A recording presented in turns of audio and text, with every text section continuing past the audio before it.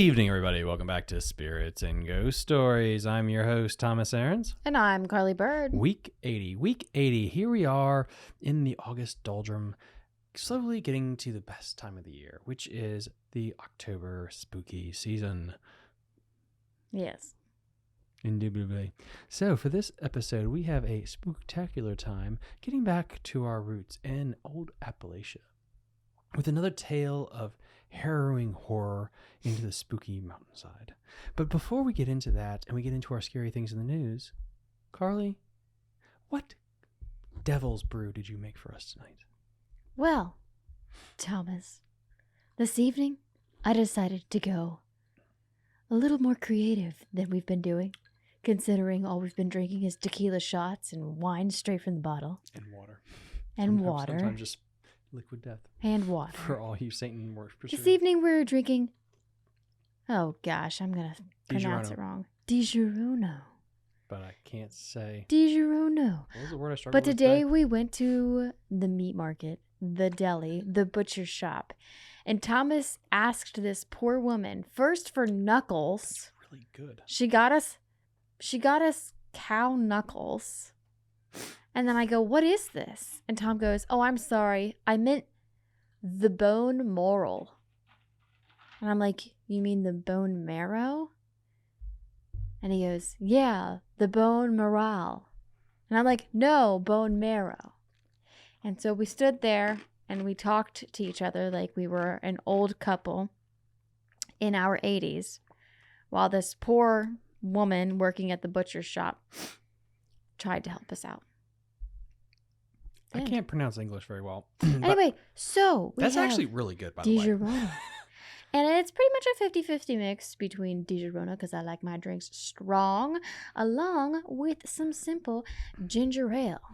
And then a slice of lime here on the side, just to add the citrusy aromas, which is very important. Cheers, by the way, because honestly, it is kind of fun to get back into the creative cocktails again. And honestly, I could not drink Disaronno straight. It's way too sugary, but it's actually really good as a mix. Yeah, it's nice and refreshing, especially with ice. And the lime is actually, I didn't know how I'd feel about that with ginger ale, but it's actually really freaking good. Helps water it down a little bit. The ice helps water it down. Yes. And so that the Disaronno is not too syrupy. No. So anyway, guys, we're going to kind of get into our festivities for tonight, and tonight we have our scary thing in the news. Let me pull that up for you.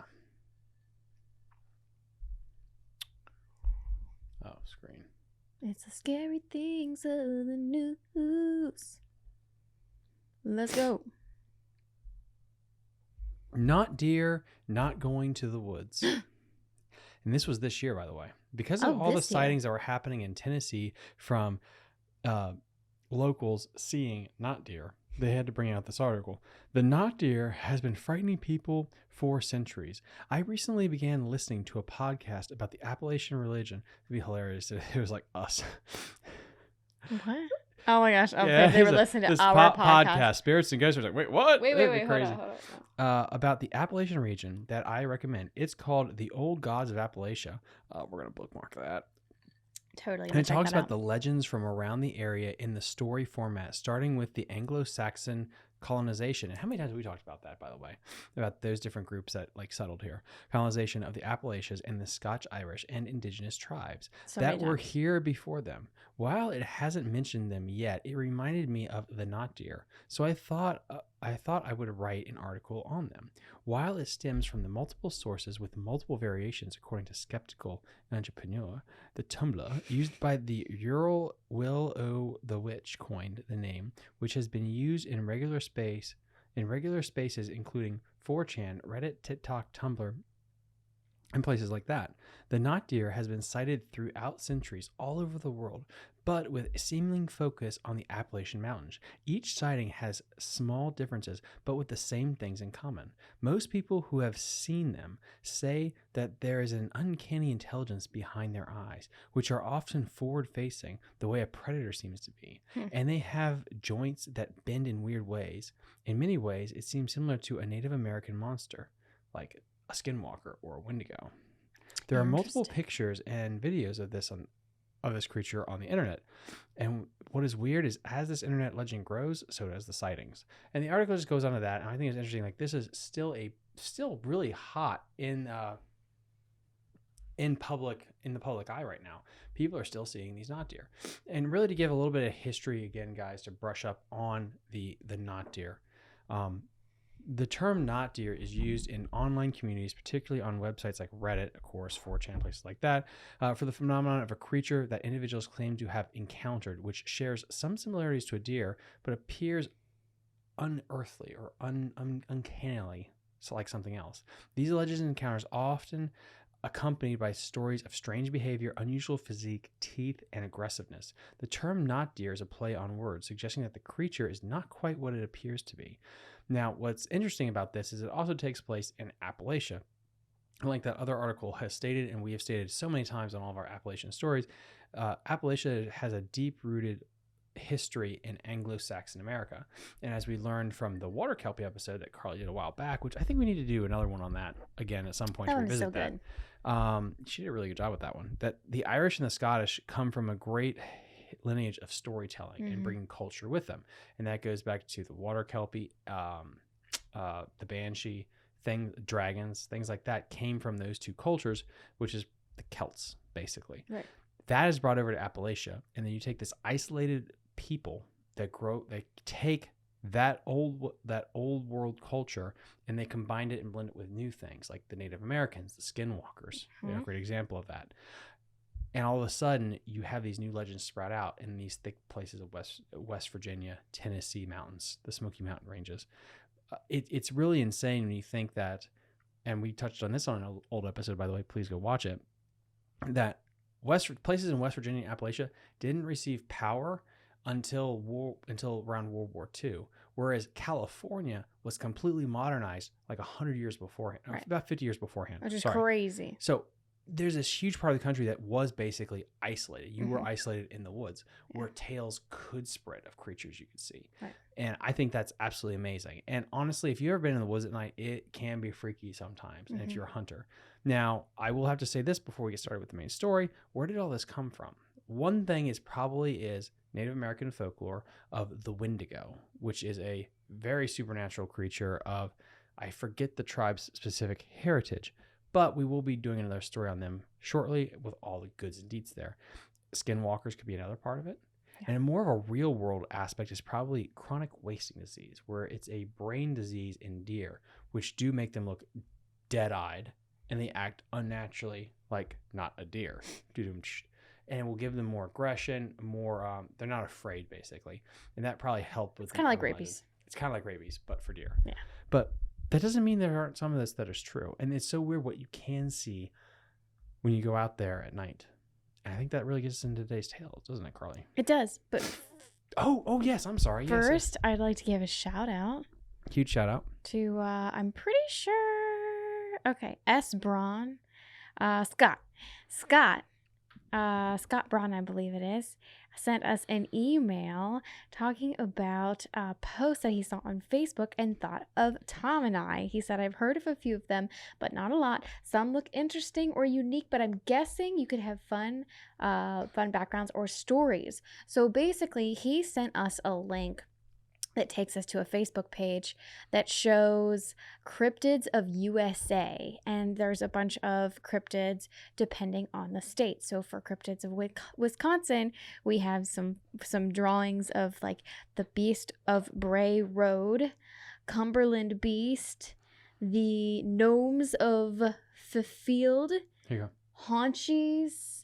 Tom's about to share a screen so you can see that. Okay, so click on Wisconsin so that they can follow along. All right, so then zoom in on the top row for me, if you can.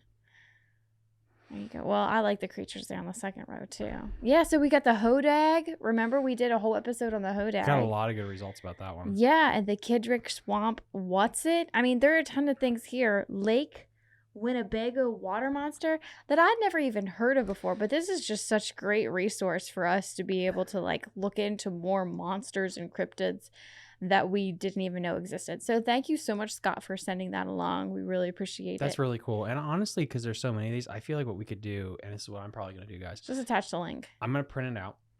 And we have all the states. And then what we could do is basically a new monster like every other week. Yeah. And then we could do a monster every other week and a ghost story. Yeah. And we could mix it up that way. But this is kind of nice because it does give us a visual. Michigan, the giant green squirrel of Amble. It's literally a picture of a green squirrel. It's so funny. I love it. I love it. What country? What state? Michigan, the one next to, This one? yeah, there it is. Green squirrel. See it? The Michigan mermaid. I like that. Look, that guy's got a six-pack too. Damn. What is that thing? The Gasnenlother? The Gassendytha.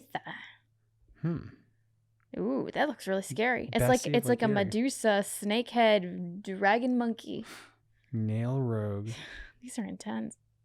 We've got Washington, Illinois, New York, Maine, Texas. Watch it be all 50 states. West Virginia, Colorado, California, Arizona. This one is interesting. If you look at the bottom right of the screen that I have displayed right now. Looks like a horse. Yes, which is like a water kelpie. Or a kapaushka. Yes. Which is Irish folklore. Now you know it'd be a really fun deep What state is that? Oh, that's Michigan. Does Michigan have a lot of Irish descendants? Oh, interesting. It's called Pressy, the Presque Isle Monster. Michigan Merman. Thank you again so much for sending this out. This is a huge resource for us as we do this. Again, guys, we're kind of back on track here with episodes every week as we get up to our Halloween, and we're still trying to figure out the Halloween special. And if you could email us and let us know what do you think we should cover for our big Halloween special. For sure. We want to try to do something really cool this year. Let us know. But yeah, I think that's a really great resource for us to be able to like find some cool things to tell stories about. Right. Okay. And then obviously, if you see any other great resources, send them our way on email, Facebook Messenger, Instagram Messenger, however you guys want to communicate. We are happy to take any and all advice. All right. So let's get to our tale. Prepare yourselves for the Not Deer.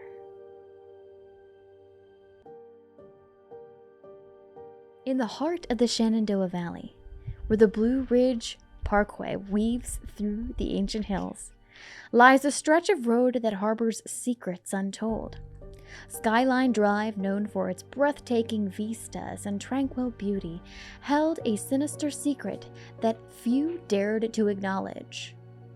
Among the sweeping views and forested expanses, a presence lingered, a presence known only as the Not Deer. For 5 years, I called Waynesboro, Virginia home, a stone's throw from the north entrance of the Blue Ridge Parkway and the south entrance of Skyline Drive. On bright days, I would take leisurely bike rides along the scenic route, a year-long membership allowing me to lose myself in the natural beauty. But as the sun dipped below the horizon, I knew better than to venture into those woods after dark. One restless night, unable to find solace in sleep, I made a decision that would forever alter my perception of those serene woods. The clock read 11 p.m. when I mounted my bike and I headed towards the park. The road was a black ribbon, winding its way into the heart of the wilderness. Despite the familiar path, an unsettling feeling tugged at the edges of my consciousness as I reached the first overlook, barely a mile into the park. The night was impenetrable. I can't speak tonight. The night was impenetrable. A darkness that felt weighty and oppressive. The air was thick, the silence hauntingly still. In the past, darkness had been my ally, a shroud that cloaked my movements and intentions, but not here, not now. This darkness was different, something primordial that triggered a deep-rooted unease. Yet I pushed the disquiet aside, reminding myself it was only the forest and its inhabitants surrounding me. Just wildlife, I told myself, attempting to steady my nerves.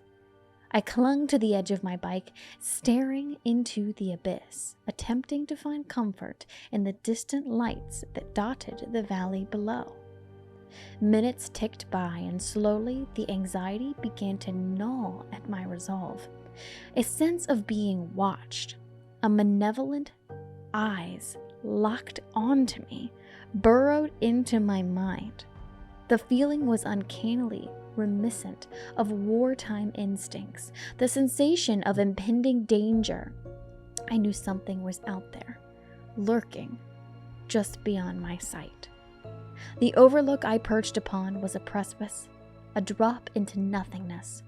I wasn't concerned about something emerging from that direction, but the mountainside and the dense woods lay behind me. My eyes remained fixed on the inky void, every rustle of leaves and distant snap of twigs amplifying my unease. My .44 Magnum lay nestled in its holster, a reassurance that I held power against the unknown. The minutes stretched, each one heavy with anticipation. Then it happened. A shape emerged, barely distinguishable from the darkness. The eyes glowed, orbs that seemed to pierce through the night. The creature, larger than any deer I had ever seen, stood on the left side of the road watching me.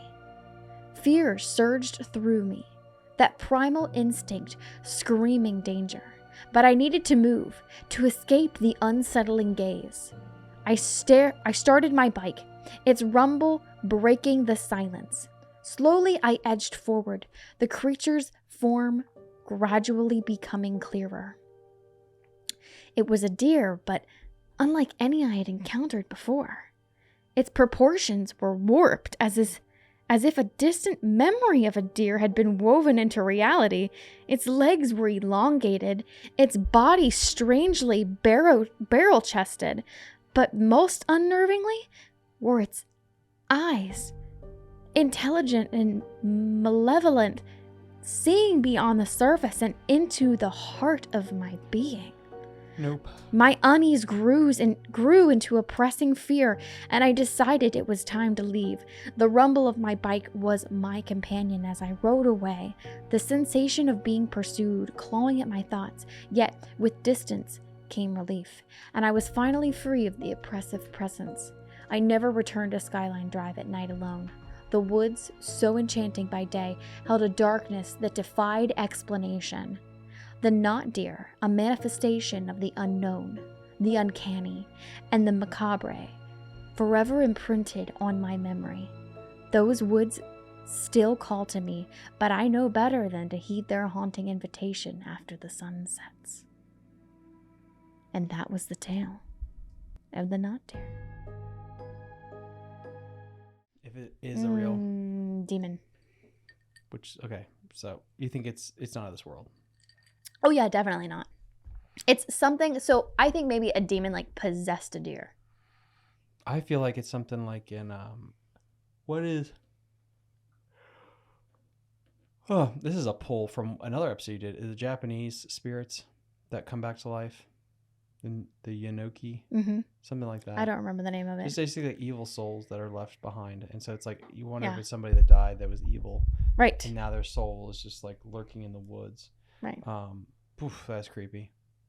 Yeah, that's a great story. I actually have one more. Oh, did you want another one? Double taste, yeah, absolutely. But first, let me get a refill. They're kind of short, so short and sweet to the point, like whiskey. I don't really have a name for my second story though. Come up with one. Actually, really good. I think I like Gingerale.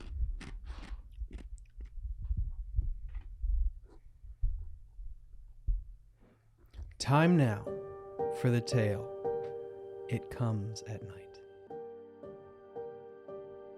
In the isolated corners of our country, where the woods are thick and the nights are pitch black, there exists a terror that only the locals dare acknowledge. They call it the not deer, a name that hints at its deceptive nature. A name that hints at its deceptive nature. Few dare to speak of it openly, and those who do often share their tales in hushed tones as if fearful that the very act of recounting their encounter might summon the creature itself. I remember the first time I heard about the not deer. It was a stormy night, rain pelting against the windows, as my friends and I huddled in our favorite dive bar. With the warmth of the fire and the camaraderie of our small group, it felt like the perfect time to exchange eerie stories. Tyler, one of our drinking buddies, leaned in, his voice lowered, and began to recount his unsettling experience. Tyler's story unfolded in the chilling grip of winter, a time when the woods seemed to hold their breath, waiting for the thaw.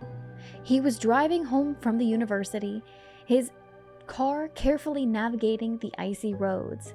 An unassuming deer stood in his path, and he slammed on his brakes to avoid a collision. But as he looked closer, he realized that something was dreadfully wrong. The deer's legs twisted and malformed, moving with an unnatural gait. Fear took hold as the creature turned its gaze towards him, its eyes unnervingly intelligent, seeing deeper than the surface. Jamie, another friend of ours, chimed in with the tale from his own past. His father had encountered the knot deer years before, under the moon's dim light. A flashlight revealed a haunting sight. A deer at the edge of the woods, its eyes reflecting the light in an otherworldly glow. But the horror didn't end there. The forest's edge was lined with more of these creatures, standing like silent sentinels, their deer-like forms contorted into something unsettling and unnatural. Kyle's story, the last to be shared, took place in recent times. He described a harrowing encounter on a deserted road far from the comfort of his town lights. The creature stood defiantly before his truck, its head held high.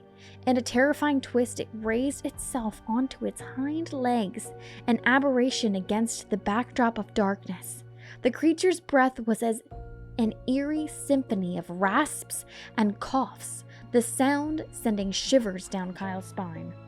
Only the roar of his engine was enough to break the creature's grip, allowing him to escape its eerie gaze.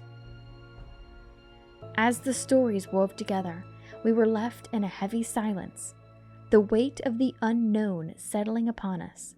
These tales were a whispered reminder that the world held secrets, lurking just beyond our understanding. The knot deer, a manifestation of our deepest fears and the mysteries of the woods, remained elusive and a magnet, and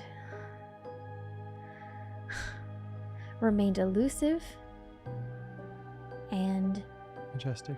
Enigmatic. Is that a word? The word of the day is enigmatic. A presence that could change lives with a single glance. And so, our conversations ended, each with us returning to our homes with an unspoken understanding that in the heart of the country, where the wild still holds sway, some things are better left unexplored. That was the tale.